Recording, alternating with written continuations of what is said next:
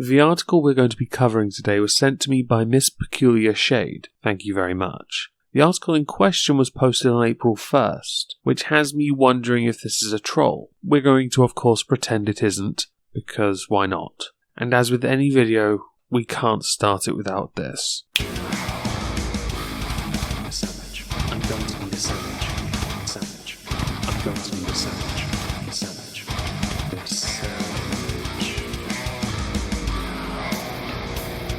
Delicious. Served not only with the right amount of guitar, but also my own song. Written and performed by that particular wench's boyfriend. I will leave a link to his Twitter below. Please go give him a follow. Very cool guy. Now let's get into this delightful article. Men, if you really think you're a feminist, here's what to do when a woman says you're being sexist. While sexism is theoretical to you, it is oh so very real to us. So at least listen to what we have to say, otherwise it's straight to the bloke not woke jail for you. There are 3 things I would like to point out. Firstly, sexism works both ways. Men can be the recipient of sexism. Or is it victim? I guess it depends on how you take it.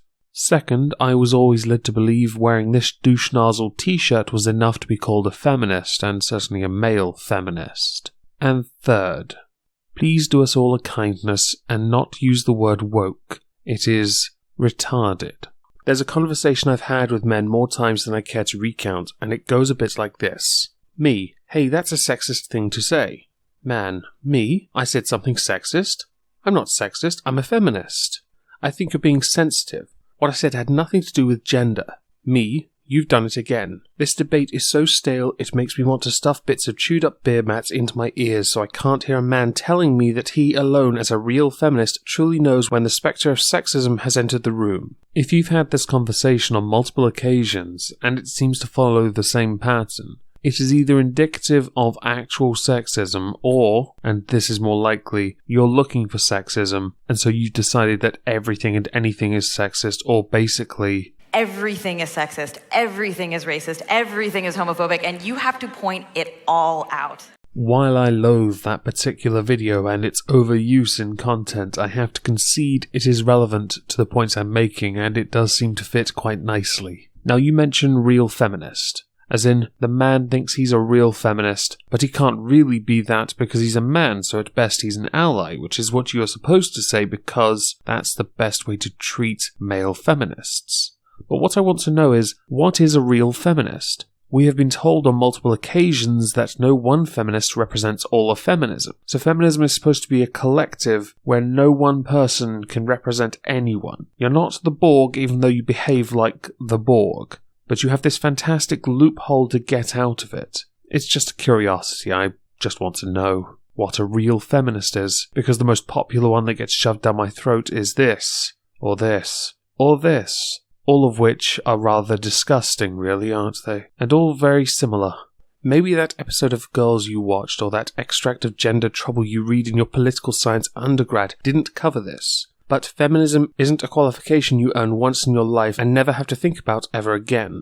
So basically, feminism is not the academic equivalent to anyone who went to university for the sake of going to university to earn a degree before the tuition fees rose, so they could have a degree on their CV. Good to know. It's not a title you bestow upon yourself. I know a lot of university and college campuses have feminist societies, and after pledges and initiations, whatever they are with them, I assume they are then bestowed the title of feminist or male feminist ally. In the real world, and yes, I mean the real world, how does one go about acquiring such a title? It's something you express in every interaction you have with a woman. It's an ongoing process of learning about the different ways sexism articulates itself in our daily interactions with one another. So then, short of some feminist caliphate bestowing the title onto a man, which is not possible because there's no such thing as a male feminist, only male feminist ally, a male feminist cannot exist. These t-shirts and fake degrees and whatever else males do to earn the title of feminist, which they can't earn because even though it's a lifelong thing, there'll never be a male feminist because there's no feminist leader to confirm the status. As we've already ascertained, no one feminist represents all of feminism, so you can't be a male feminist. Wow, you really can't win with this shit, can you? If you're not prepared to listen, you aren't a feminist. You're a woke misogynist. So if you don't listen and believe to a woman because she is the only person that can be a feminist, or a particular type of feminist, you are not a feminist even though you can't be one. You are a woke misogynist. Now that is a hyperlink to a separate article I'm going to link below. No, I'm not going to cover it here. It is a headache. And I already have one from this article. Woke. Dear God. If you do want to be a feminist and you find yourself in a conversation with a woman who says she feels that you have said something sexist, here's a few pointers on how to deal with it. If I was a betting man, I'd say there was a big chance that listen and believe would come up many times in this, or that the man has delicate feelings because he's the one that's taken offense, even though, as earlier mentioned with the call of sexism, it was the lady who brought it up. And as she has done this on more than one occasion, it is more of an indicator that she is taking offense far too easily, and therefore cements the guy's initial assertion that she is sensitive. First of all, if you are more upset about being told that you are being sexist and actually thinking about the problem that has been raised, it means that you are more upset about defending your own ego than validating the experience of the woman in front of you. Sounds a lot like sexism, right? As you haven't been specific, much like the earlier instances of sexism where you use the same rhetoric, would it not be wiser to use some situations that would indicate sexism, so we then don't have to assume you're just generalizing? Generalizing is not beneficial, it's not productive, it is wasteful. So instead of assuming the guy has taken offense at every single instance when they're called sexist, why not lay out some options for types of instances where sexism occurs? And then I can dismiss each one in turn, because chances are they're just going to be truly absurd. I know you think that you get feminism, but even feminist women mess up. I say sexist stuff all of the time.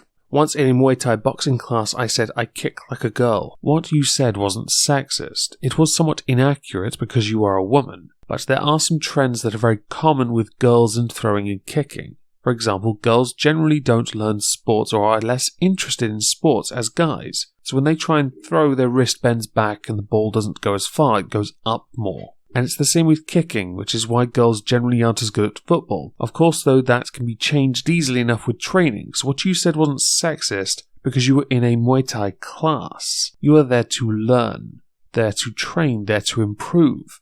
You cannot use this as an instance of sexism because you are in a class trying to learn, and saying something that is quite common and accurate isn't sexist. A comment so cliche that I'm actually ashamed of my own lack of imagination. Someone told me I was being sexist, and you know what? I didn't complain, oh my god, I'm the least sexist person ever. I'm a woman. Instead I said, yeah, you're right, my bad. Your interpretation of an apology was trashy. I've seen people go to extraordinary lengths or be made to go to extraordinary lengths to say sorry in the name of feminism, or due to feminist outrage. You know why? Because I know the patriarchy has a nasty habit of lodging itself into your brain, and really glad when someone drags it into the light. Also, you not only operate under the listen and believe, but you also operate under the let's go find something to blame and let's just blame the mythical. If the patriarchy is real, male privilege is real too now. Or the male privilege you believe exists, not the same as actual male privilege. So in that case, get in your office and perform your womanly duty to the highest degree and make me a Sammich. If a woman is saying you're being a sexist, you definitely have to listen. That depends entirely on circumstance, but in my case, I'm just going to say no. If someone calls me sexist and that's it, I'm going to walk away. It is an assertion. Prove it's sexism first. because you've never lived life as a woman and don't know what it's like to face sexism every single waking hour of your life. Try living life knowing you actually have less rights legally than a woman. Try living life knowing that if a woman accuses you of rape, you're going to live with that for the rest of your life, even if you are proven to be 100% innocent, and she is not charged for lying. Try living life knowing that while it is illegal for a woman to have her genitals cut, it is not the same privilege bestowed upon men. Try living your life knowing that whenever something doesn't go a feminist's way, she can just look to blame a man for it. Men can't do that. They are simply expected to continue, carry on, work harder, work around these people being given legs up when they haven't earned it. That's not to say women don't earn their place, just affirmative action exists, doesn't it? It is so tedious. While sexism is theoretical to you, it is oh so very real to us. Shocker, another person making assumptions about what it's like to be a man because she can't live in a man's shoes and assumes men get it all anyway cause male privilege. So at least listen to what we have to say. Be thankful that the women around you don't think of you as a lost cause because behind every woke man is an exhausted feminist you need to thank. When you say, at least listen to what we have to say, you afford men the opportunity to say no or walk away. You can then call them woke misogynists if you want, but at least they've given you the opportunity to ask them. You simply saying they're sexist, though, is not the right way to start that particular discourse, is it? You're no longer in denial and you have successfully reached step 2. Kiflam, brother. You actually have to listen to the person who says you've been sexist and think about it. You don't have to hold your hands up, get down and on your knees and pray for mercy from your feminist overladies. I get the impression that if they have to get down on their misogyny knees and pray or think about it, there is only one correct answer available to them, and that is that they're being sexist. Can you confirm to me, that if they get down on their misogyny knees and pray to their feminist overlords, that if they say they are not being sexist after having a long, hard think, that they can be correct? And bear in mind, I've said this many times before, as no one feminist represents all of feminism, no one feminist can truly understand all of sexism because they all have a different interpretation of what sexism is. Maybe you didn't realize until now that you were being sexist. That's okay. Sexism is so deeply woven into our very fabric of our being that sometimes you can't see it. The patriarchy isn't something we opt in and out of. Would you look at that? You're taking the compassionate activist approach. It doesn't work on people like me because I'm just a hateful bigot behind a microphone and an animal avatar in a suit, sometimes Cookie Monster onesie. But I do like that you're trying to appeal to emotion by being understanding. If you still can't see it or understand it, at least acknowledge that the other person did and listen to what they have to say.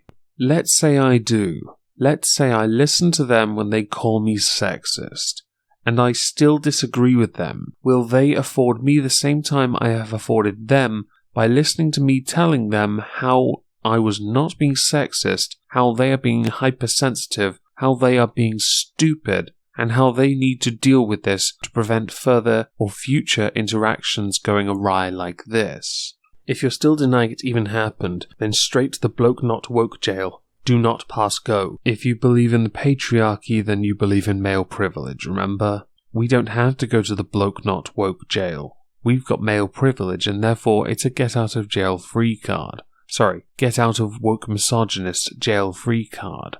If you've accepted that it happened, you listened to why we felt what you had to say was sexist, and you've taken it on board, then you are on the path to actually being a feminist. A title you will never truly earn, because it cannot be bestowed upon you by anyone.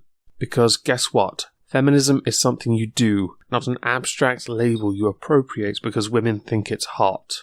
The only women that find male feminists hot are those that think those male douchebags that wore the "This is what a feminist looks like" t-shirts happen to be famous people. I'd been talking at great lengths with Little Miss Anonymous about this, and she and I found it very hard to believe that women find male feminists attractive, or feminists finding male feminists attractive. But We can all be proven wrong. We are willing to accept it in the isolated instances where strong, independent women find cucked men hot. Thank you all for listening.